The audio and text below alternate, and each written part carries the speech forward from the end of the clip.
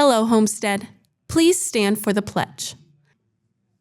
I pledge allegiance to the flag of the United States of America and to the republic for which it stands, one nation, under God, indivisible, with liberty and justice for all. And now for a moment of silence. From Homestead Media, this is HHS In Depth.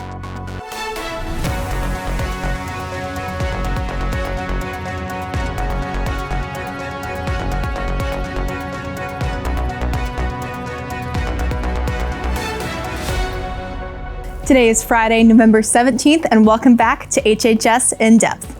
Let's start with a quick rundown of today's show.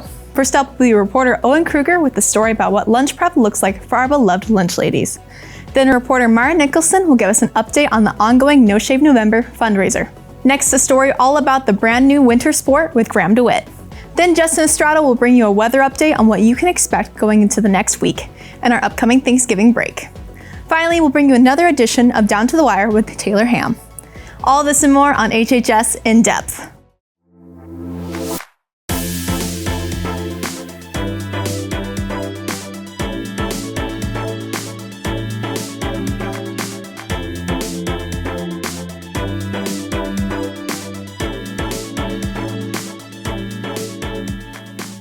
Hello, Spartans, and welcome to HHS In Depth. I'm Emily Adams. And I'm Cameron Elder.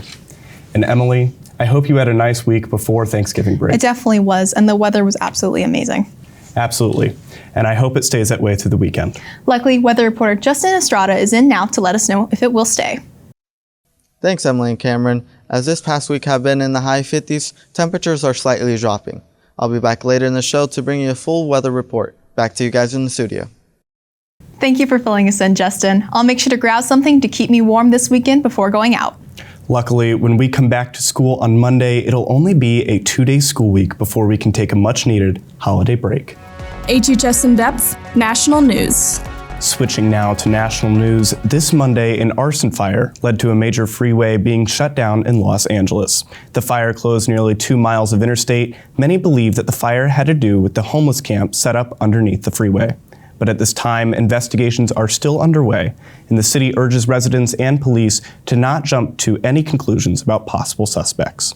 In other news, on Wednesday this week, President Biden met with China's Xi Jinping, breaking the year-long silence between the two countries' leaders. The meeting was intended to smooth out relations between the countries to avoid unwanted conflict, as lately tensions between the nations have been on the steady rise. Thank you for the national news update, Cam. Many students go through the lunch line every day. However, few know the process on getting that food to you. Reporter Owen Kruger is in now to tell us all about how the cafeteria workers make it possible. Every afternoon, thousands of students line up for their choice of pizza, subs, tacos and nachos, or the main daily lunch.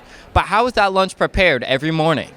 The answer lies in the back of the lunchroom, where the lunch ladies spend every morning preparing their station for the day. For like the main food, the head of food service decides that. For the bakery, we decide what cookies we're doing. Well, we're down to 2 nacho days a week. That's Monday and Friday. Tuesday and Thursday are hard and soft tacos. So it's basically the same ingredients for everything. It's just a different setup. With the amount of food needed for students every day, there's no part of the process done alone. There's actually 3 of us in that line. We have a cashier, Marley, who is the one that stages the plates, and then I put the toppings on, so actually 3. I mean, we've been as high as serving 323, I believe was the highest. Although the lunch is served in the afternoon, the process begins much earlier in the morning. Most of the people come in at 7 that prepare. Bakery comes in at 6. They set up the pizza next. Those girls are in at 8 o'clock, and so on. I come in at 9 and work until 1:30. Marley comes in at 9:15 and works till 1:15. Next time you see one of the lunch ladies, be sure to give them a big thank you. Reporting for HHS In Depth, I'm Owen Kruger. Thanks for the story, Owen. Stick around and we'll be right back on HHS In Depth. I'm here with Mr. Shaw, and they're raising money for No Shave November! I'll be back later in the show to tell you more.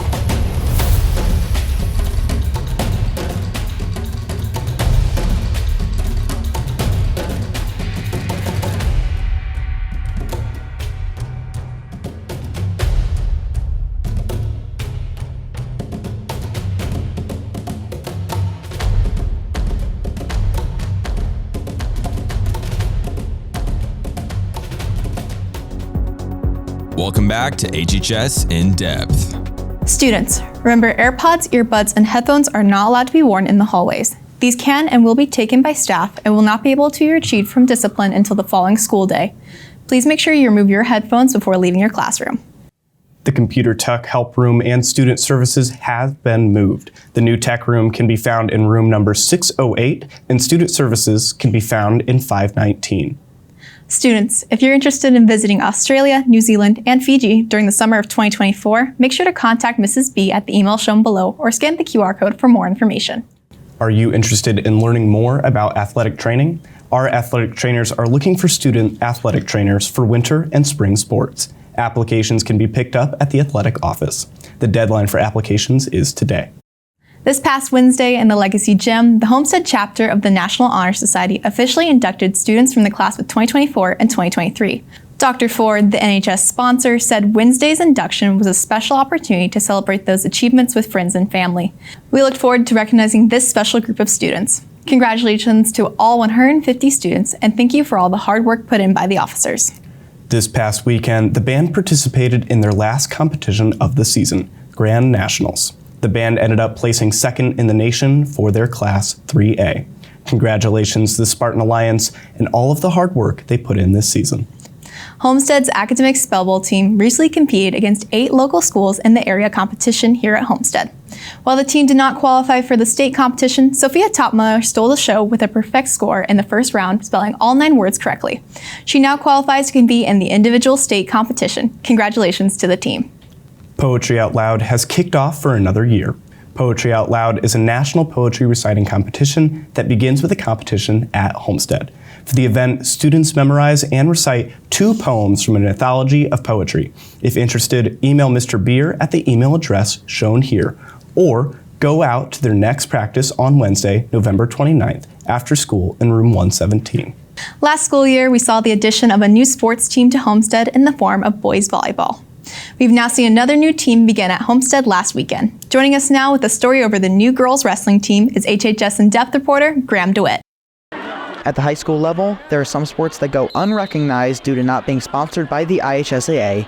Thankfully, an effort is being made to change this, particularly for girls wrestling, which Homestead is launching its first team of this year. Girls wrestling right now is what is considered an emerging sport, but it's just like boys wrestling. They're just now trying to incorporate girls for the longest time. Or for a while now, girls have been wrestling with boys. For the past 5 years, I've done a mix of martial arts and stuff, and then I had to move, so I had to quit. So I thought wrestling would be a good next step. It was the right choice because I fell in love with it. Last year, the IHSAA's board of directors voted to introduce girls wrestling along with boys volleyball into the emerging sports process. This granted the IHSAA new privileges with these sports, including the ability to provide rulebooks and set coach rule meetings. However, this is not the same as being a sanctioned sport. In order to gain full IHSAA sponsorship, 50% of the schools in the association's membership must participate in the sport. With this rule in place, that means that at least 204 out of 407 schools in the IHSAA need to form a girls wrestling team to make this happen. The good news is that this process will most likely be complete by next year. The questions that remain now are whether or not girls wrestling will gain enough popularity here at Homestead and how quickly they can become successful as our boys team. It is across the nation. That's why it's going to be an actual sport. Once it's sanctioned, all the accolades come with it. The other thing that's helping drive the sport is colleges are adopting girls wrestling. With that comes scholarships. With a lot of schools it's just been me and our other girl for the past year now. So I'm hoping we can get some more girls on the team. I feel like with a lot of dedication and a lot of hard work and motivation from the other guys, we can get up to that same standard pretty quickly. I believe they will have some success this year. Our high school team is pretty large. We got 50 plus wrestlers out there. We're returning 2-time sectional champions. We've qualified about 20 kids to semi-state the last couple of years. The program as a whole has been growing, and the girls will be a part of that. Overall, there is a great sense of optimism that the girls wrestling team can become successful while also gaining the recognition they deserve. Reporting for HHS In Depth, I'm Graham DeWitt.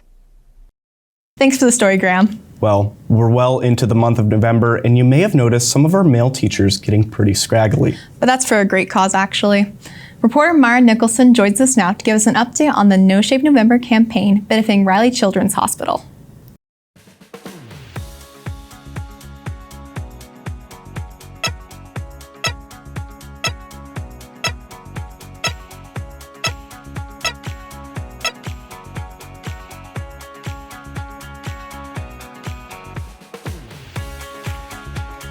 During this time of year, teachers tend to grow out their beards. But why? This month is No Shave November, where competing teachers raise money to help fund research for cancer for Riley Children's Hospital. So the school goal is $5,000. And on average, I think I raised somewhere between $200 and $500. This year marks a unique twist with not only partnering with the Make-A-Wish Foundation, but also expanding the participant base. It's not just about No Shave November. It now extends to No Nail November, prohibiting contestants from painting their nails, and No Hair November, where haircuts are off limits. These inclusive measures broaden our participant spectrum, contributing to a greater fundraising impact for the Children's Hospital. I think the more people there are, the more competition and more fun there is. Because if it's just, oh, Dreyer's going to get beat by Shaw again, I don't think there's as much enthusiasm. But if there's more people that can potentially get different spots, I think it's a lot more fun. To make this fundraiser more exciting for students, Homestead hosts a competition between teachers to see who will raise the most money in the most creative ways. Early, I used to just go and panhandle and kind of have my bucket say, please give me money. But now I just sell donuts. So every Friday during No Shave November, if you come and give me $2 donation or more, I'll give you a donut from Harley's Bakery, which is in Ossian, one of the best bakeries in the Midwest. Remember, this competition ends the day we leave for Thanksgiving break, so make sure to donate to the teacher you wish to see win. Reporting for HHS In Depth, I'm Mara Nicholson. Thanks for the story, Mara. During the break, keep your eye out for your favorite club meeting over the next week. Stay tuned, we'll be right back after this. Winter sports have officially started over this past week, along with a major achievement for some of our fall sport athletes. I'll give you a full recap of sports a little later on in Down to the Wire.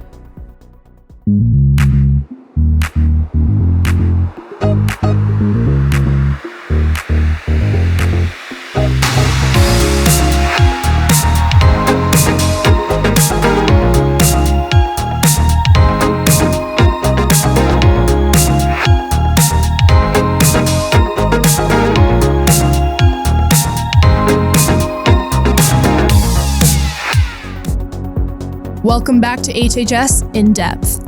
Emily, the weather has started getting a bit cooler, and it's actually starting to feel like fall. But I'm concerned it'll start turning into winter weather soon. Yeah, I'm hoping the snow holds off for a few more weeks as well. Weather reporter Justin Estrada is in the studio now and ready to tell us what we can expect and if we're going to start seeing some of those frightful temperatures. Well, Emily and Cameron, it's not snowing quite yet, but we can definitely feel the cold weather kicking in. The rain will continue throughout the day with temperatures around 59 degrees. As for tomorrow, it's only going to hit about 50, and Sunday will be similar but a little warmer with a high of 54 degrees. Even though both days are cooler than we've had recently, the weekend will be sunny. As we look into next week, Monday's high will drop to the low 50s, with rain showers starting that night. Tuesday continues the rain with light drizzling throughout the day, and our high reaching 51. As for Wednesday, our first day of break, we unfortunately will see a major temperature drop, with it only being in the mid-30s. Thursday has around the same temps as Wednesday, making it pretty chilly on Thanksgiving Day. Even though we're looking forward to the break, unfortunately the warm weather we saw this week seems like it will be a thing in the past. Emily, Cameron, back to you. Thanks for the weather report, Justin. I'm glad to see the fall chill is here to stay. Me too. I want to savor those fall vibes for just a little bit longer. I bet our Spartan teams feel the same as more games and matches are yet to come. In now is Taylor Ham with Down to the Wire to let us know what's coming up on the sports schedule.